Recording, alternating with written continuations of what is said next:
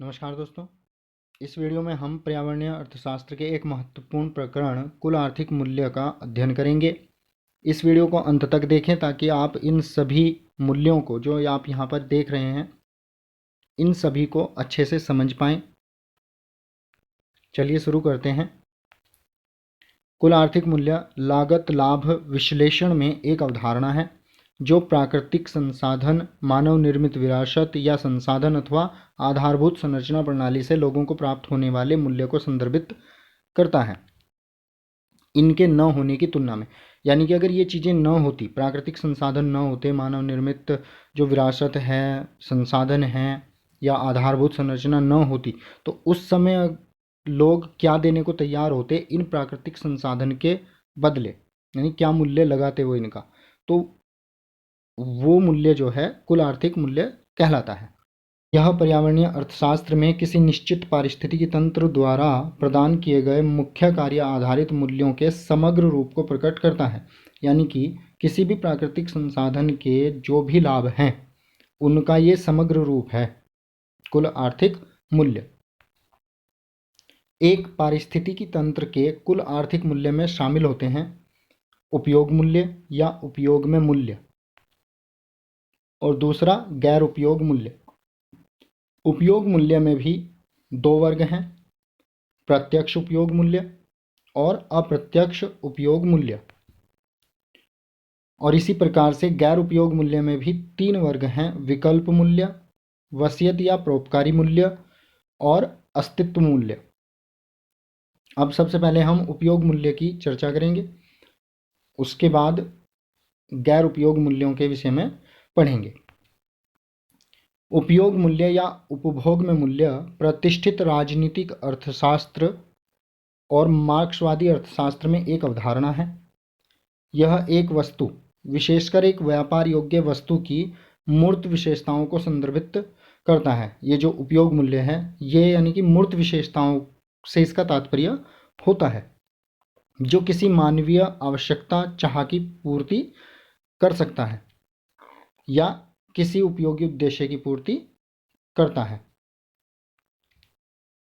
Karl Marx के अनुसार किसी भी उत्पाद का एक श्रम मूल्य और एक उपयोग मूल्य होता है, और यदि इसको बाजार में बेचा जाता है एक वस्तु के रूप में, एक कमर्शियल कमोडिटीज़ के रूप में इसका कारोबार किया जाता है, तो इसका एक विनिमय मूल्य भी होता है जिसे हम मुद्रा में मापते हैं। मार्क्स स्वीकार करते हैं कि जिन वस्तुओं का व्यापार किया जा रहा है उनकी एक सामान्य उपयोगिता भी है। यह इस तथ्य में निहित है कि लोग उन्हें चाहते हैं। सामान्य उपयोगिता का मतलब सभी लोगों के लिए वो उपयोगी हैं। उन वस्तुओं का व्यापार इसीलिए हो रहा है क्योंकि वो आम लोगों के लिए उपयोगिता रखती है और इसीलिए लोग उनको चाहते हैं। इसलिए किसी उत्पाद का उपयोग मूल्य किसी विशेष व्यक्ति की व्यक्तिगत आवश्यकता की परवाह किए बिना सामाजिक आवश्यकताओं के साथ साथ भौतिक वास्तविकता के रूप में मौजूद होता है। किसी वस्तु का उपयोग मूल्य विशेष रूप से एक सामाजिक उपयोग मूल्य है, जिसका अर्थ है कि उस वस्तु में समाज के अन्य व्यक्तियों के लिए भी आमतौर पर स्वीकृत उपयोग मूल्य है। यानी कि वो वस्तु सभी के लिए उपयोगी है, न कि केवल निर्माता के लिए जिसने उसका निर्माण किया है। केवल उसके लिए ही उसमें उपयोगिता नहीं है, बल्कि अन्य जो समाज में रहने वाले लोग हैं उनके लिए भी उस वस्तु में उपयोग मूल्य है, यानी कि उपयोगिता है। वस्तु के एक पहलू के रूप में उपयोग मूल्य वस्तु के स्पष्ट भौतिक अस्तित्व के साथ मेल खाता है। इसको हम समझेंगे। उदाहरण के लिए, गेहूं एक विशिष्ट उपयोग मूल्य है जो कपास, कांच, कागज आदि के उपयोग मूल्यों से भिन्न होता है, और इसकी ये जो भिन्नता है वो इसके स्पष्ट भौतिक अस्तित्व से संबंधित है।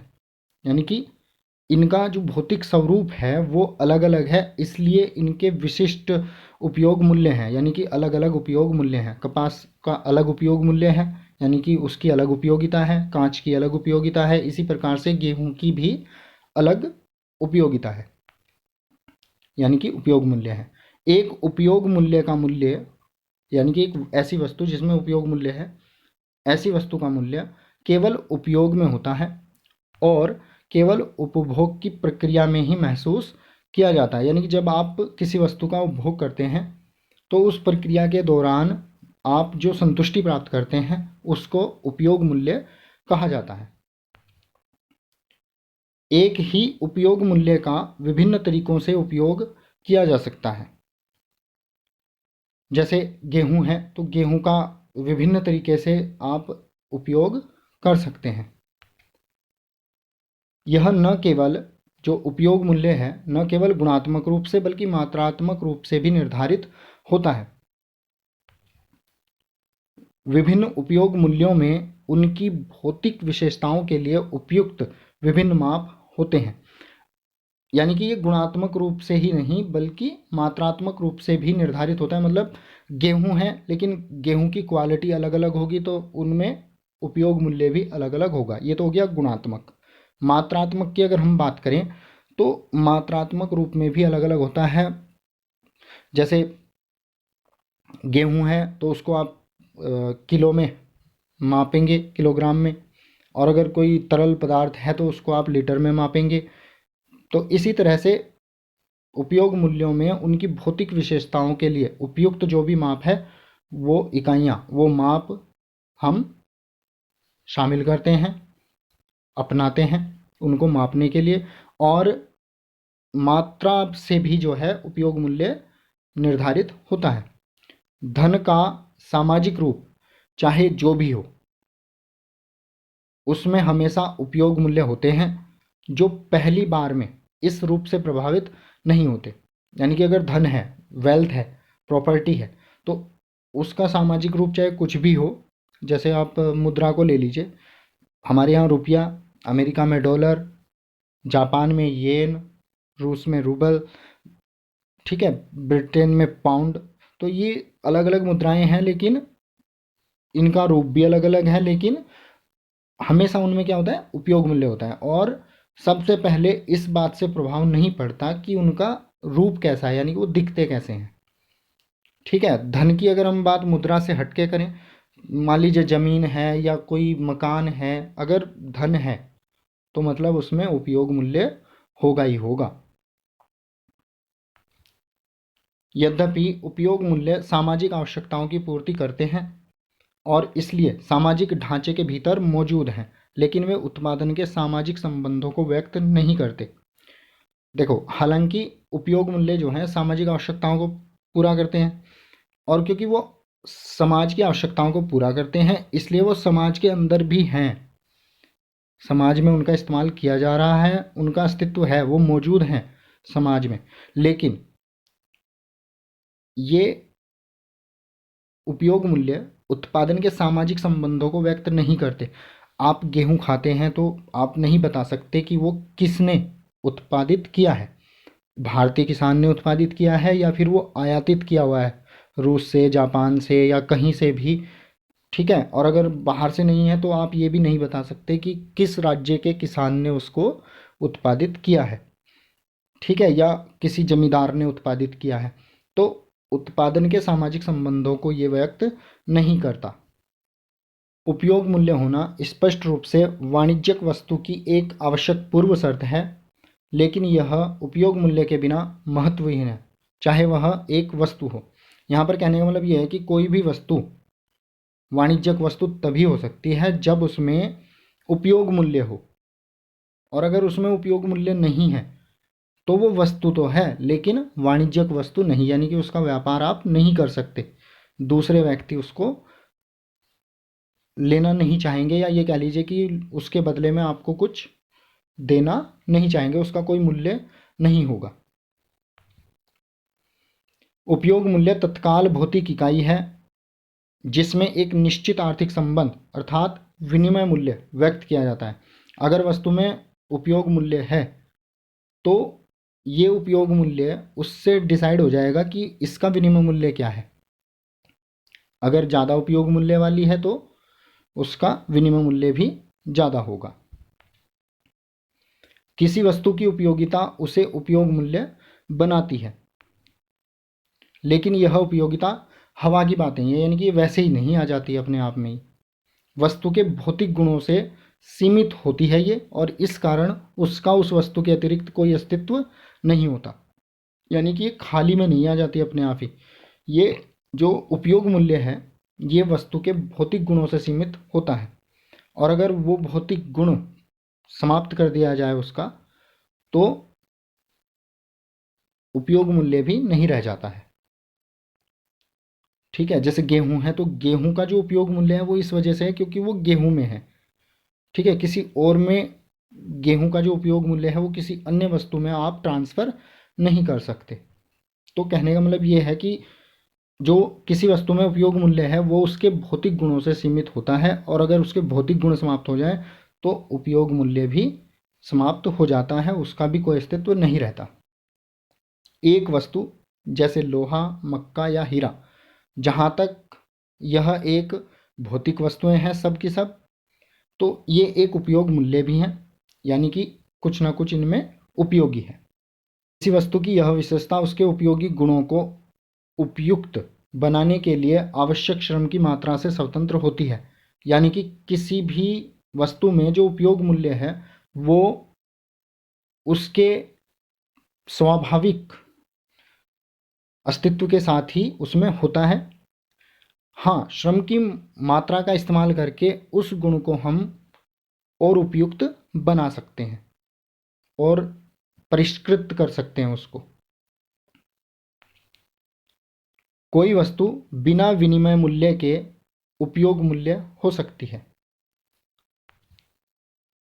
यह तब होता है जब मनुष्य के लिए इसकी उपयोगिता श्रम के कारण नहीं होती है, जैसे हवा, उपजाऊ मिट्टी, प्राकृतिक घास के मैदान और सागर या अन्य इसी तरह से प्राकृतिक जो वस्तुएं हैं, जो संसाधन हैं, वो बिना विनिमय मूल्य के उपयोग मूल्य हैं। एक वस्तु बिना वाणिज्यिक वस्तु होते हुए उपयोग मूल्य हो सकती है और मानव श्रम का उत्पाद भी। जो कोई भी व्यक्ति सीधे अपने श्रम से उत्पादित उपज के माध्यम से अपनी आवश्यकताओं को संतुष्ट करता है, वास्तव में उपयोग मूल्यों का उत्पादन वो करता है, लेकिन वाणिज्यिक वस्तुओं का नहीं, क्योंकि जो भी उसने उत्पादित किया है वो उसने स्वयं उपयोग किया है। तो यानी कि उपयोग मूल्य का तो उत्पादन किया, लेकिन वाणिज्यिक वस्तुओं का नहीं। वाणिज्यिक वस्तु का उत्पादन करने के लिए, या ये कह लीजिए कि किसी वस्तु के वाणिज्यिक वस्तु होने के लिए ये जरूरी है कि व्यक्ति को न केवल उपयोग मूल्यों का उत्पादन करना चाहिए, बल्कि दूसरों के लिए मूल्यों यानी कि सामाजिक उपयोग मूल्यों का भी उत्पादन करना चाहिए। इसका क्या मतलब हुआ? एक उत्पाद आवश्यक रूप से एक वाणिज्यिक वस्तु नहीं है। वाणिज्यिक वस्तु केवल वो तभी हो सकती है जब एक उत्पाद को विनिमय के माध्यम से दूसरे व्यक्ति को स्थानांतरित किया जाए, ताकि वह वस्तु उपयोग मूल्य के रूप में काम कर सके। उपयोग मूल्य को प्रत्यक्ष और अप्रत्यक्ष उपयोग मूल्यों में विभाजित किया जा सकता है। प्रत्यक्ष उपयोग मूल्य प्रकृति में एक हटाने योग्य उत्पाद यानी कि रिमूवेबल, जिसको रिमूव किया जा सकता है, जैसे लकड़ी, मछली, पानी के माध्यम से प्राप्त किया गया जो उपयोग मूल्य होगा वो प्रत्यक्ष उपयोग मूल्य होता है।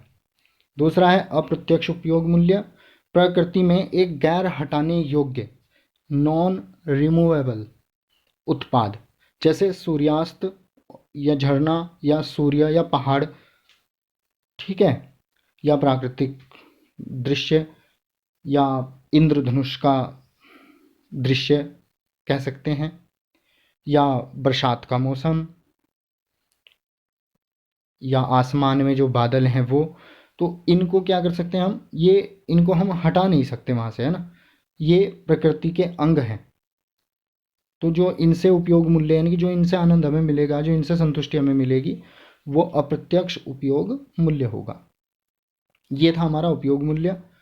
अब दूसरा है गैर उपयोग मूल्य, गैर उपयोग मूल्य वह मूल्य है जो लोग आर्थिक वस्तुओं, जिसमें सार्वजनिक वस्तुएं भी शामिल हैं, को प्रदान करते हैं। यानी कि जैसे हमने पहले भी बताया था कि लोग कितना देना चाहते हैं, क्या मूल्य देना चाहेंगे अगर वो वस्तुएं ना हो और तब उनको वो वस्तुएं दी जाएं, या वो संसाधन उनको उपलब्ध कराए जाएं और उनसे मूल्य लिया जाए, तो वो कितना मूल्य देने के लिए तैयार होंगे। तो गैर उपयोग मूल्य वह मूल्य है जो लोग आर्थिक वस्तुओं, जिनमें सार्वजनिक वस्तुएं भी शामिल हैं, को प्रदान करते हैं, भले ही उनके पास वे आर्थिक वस्तुएं कभी न हों और इनका उपयोग भी वे कभी नहीं करेंगे, ये जानते हुए भी कि ये वस्तुएं हमारे पास है भी नहीं है और कभी होंगी भी नहीं, फिर भी वो उन चीज़ों के लिए कि यार ये चीज़ें बनी रहें, जो मूल्य वो देना चाहेंगे, उसको गैर उपयोग मूल्य कहते हैं। यह अवधारणा सबसे अधिक प्राकृतिक और स्वनिर्मित संसाधनों के मूल्य पर लागू होती है जब इनका मूल्य निर्धारण करना हो या मूल्यांकन करना हो। एक वर्ग के रूप में गैर उपयोग मूल्य में निम्नलिखित शामिल होते हैं। विकल्प मूल्य। विकल्प मूल्य की मूल अवधारणा का प्रयोग बर्टन वेइसरॉड ने 1964 में लागत लाभ विश्लेषण में ऐसी वस्तुओं, परिसंपत्तियों और संसाधनों के मूल्यांकन का औचित्य सिद्ध करने के लिए किया था जिनका व्यक्ति वास्तव में उपयोग नहीं करते हैं। यह संभावित भविष्य के उपयोग के लिए एक विकल्प को संरक्षित करने की इच्छा को दर्शाता है। ये जो मूल्य है, विकल्प मूल्य। दूसरा है वसीयत या परोपकारी मूल्य। यह एक ऐसे संसाधन पर रखा गया मूल्य है जिसका उपयोग वर्तमान व्यक्तियों द्वारा कभी नहीं किया जाएगा। यह मूल्य भविष्य की पीढ़ियों के लिए संसाधनों को संरक्षित करने से मिलने वाली संतुष्टि से प्राप्त होता है। दूसरे शब्दों में, एक संपत्ति या संसाधन को बनाए रखने के लिए व्यक्तिगत इच्छा पर रखा गया मूल्य जिसका उपयोग व्यक्ति द्वारा नहीं किया गया है ताकि अन्य व्यक्ति इसका उपयोग कर सकें। दूसरे शब्दों में हम इसे ऐसे भी कह सकते हैं कि वसीयत मूल्य अर्थशास्त्र में एक प्राकृतिक पर्यावरण या एक ऐतिहासिक पर्यावरण को संरक्षित करने से प्राप्त संतुष्टि का मूल्य है। यह उस संतुष्टि के मूल्य को दर्शाता है जो यह सोचकर मिलती है कि अन्य व्यक्ति इस संपत्ति या संसाधन के उपयोग से संतुष्टि प्राप्त करेंगे, और इतना सोचने से ही जो व्यक्ति को संतुष्टि मिलती है उसका जो वो यानी कि मूल्य देने को तैयार है, उसको वसीयत या परोपकारी मूल्य कहते हैं।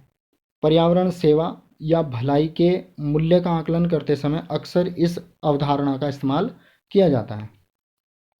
अस्तित्व मूल्य, गैर उपयोग मूल्य का तीसरा वर्ग। प्राकृतिक संसाधन के अस्तित्व के लिए मूल्य है ये, यानी कि अस्तित्व को बनाए रखने के लिए मूल्य है ये, या ये कह लीजिए कि प्राकृतिक संसाधन का अस्तित्व है और वो ज्यों का त्यों बना रहे, इसका मूल्य जो लोग लगाते हैं वो अस्तित्व मूल्य कहलाएगा। यह उस संतुष्टि के मूल्य को दर्शाता है जो यह जानने से प्राप्त होती है कि एक विशेष पर्यावरणीय संसाधन, जैसे कि अंटार्कटिका, ग्रैंड कैनियन, लुप्तप्राय प्रजातियां, कोई अन्य जीव या वस्तु मौजूद है।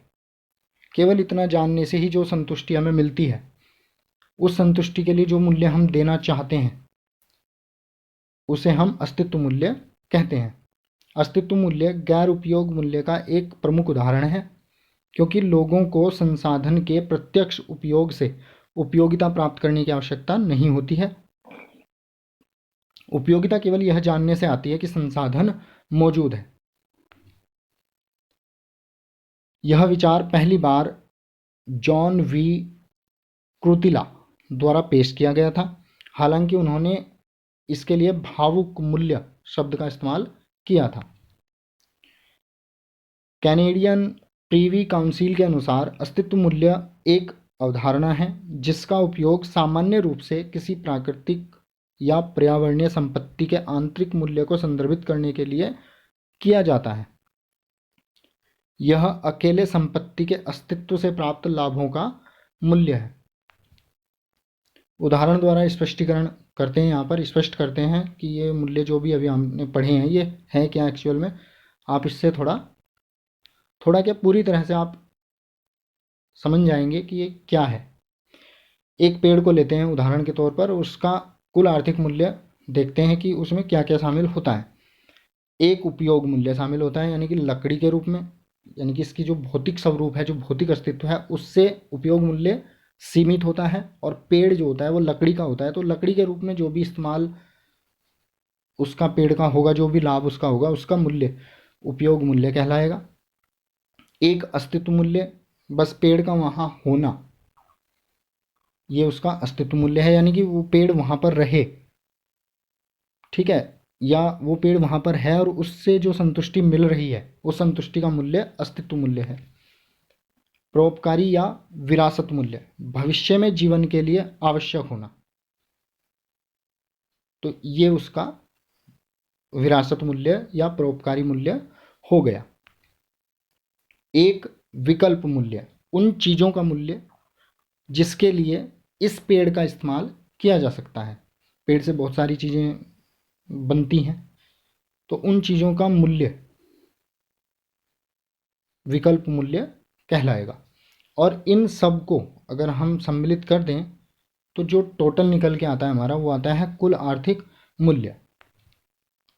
ये सभी गैर उपयोग मूल्य श्रेणियाँ, अस्तित्व, परोपकारी या विरासत और विकल्प मूल्य, तीनों जो है मूल रूप से विकल्प मूल्य की मूल अवधारणा की वंशज है। यानी कि सबसे पहले विकल्प मूल्य की अवधारणा को रखा गया था, उसके बाद ये जो बाद की दो और निकली हैं, अस्तित्व मूल्य और परोपकारी या विरासत मूल्य, ये विकल्प मूल्य की अवधारणा से ही जन्मी है।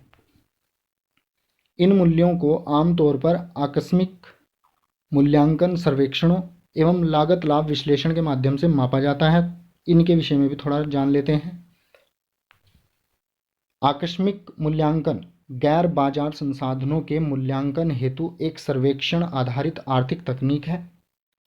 जैसे कि इस तकनीक का इस्तेमाल हम कर सकते हैं पर्यावरण पर, पर्यावरण संरक्षण या प्रदूषण जैसे बाहरी कारकों के प्रभाव का मूल्यांकन करने में हम इस सर्वेक्षण का इस्तेमाल कर सकते हैं, इस तकनीक का इस्तेमाल कर सकते हैं। हालांकि सभी संसाधन लोगों को उपयोगिता देते हैं, लेकिन उनके कुछ पहलुओं का बाजार मूल्य नहीं है, क्योंकि वे सीधे बेचे नहीं जाते हैं। उदाहरण के लिए लोगों को एक पहाड़ के सुंदर दृश्य से लाभ मिलता है, यानी कि कुछ संतुष्टि उनको मिलती है, कुछ आनंद उनको मिलता है उस पहाड़ को देखने से, लेकिन मूल्य आधारित मॉडल का उपयोग करके इसका मूल्य निर्धारित करना कठिन होगा कि कितनी संतुष्टि लोगों को मिली है। आकस्मिक मूल्यांकन सर्वेक्षण एक ऐसी तकनीक है जिसका उपयोग इन पहलुओं को मापने के लिए किया जाता है। आकस्मिक मूल्यांकन को अक्सर मूल्य आधारित प्रकट वरीयता मॉडल के विपरीत एक निर्दिष्ट वरीयता मॉडल के रूप में जाना जाता है। प्रकट वरीयता मॉडल भुगतान करने की व्यक्तिगत इच्छा के लिए एक अप्रत्यक्ष दृष्टिकोण है जो लागत लाभ विश्लेषण में प्रयुक्त होता है। फ्रांसीसी इंजीनियर और अर्थशास्त्री जूल्स ड्यूपिट को लागत लाभ विश्लेषण के निर्माण का श्रेय दिया जाता है। जूल्स ड्यूपिट ने पहली बार सड़क या पुल के निर्माण की एक परियोजना की सामाजिक लाभप्रदता की गणना करने के लिए लागत लाभ विश्लेषण विधि का उपयोग किया था।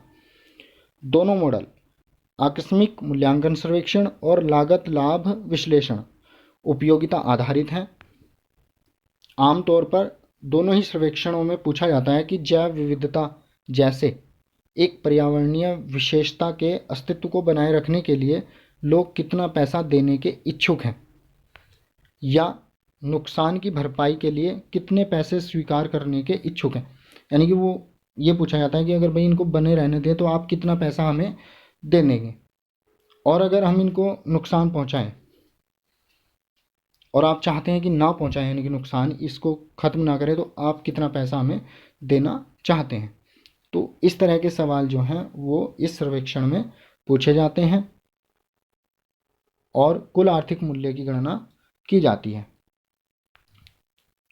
Thanks for watching. Please like and share the video and subscribe my channel.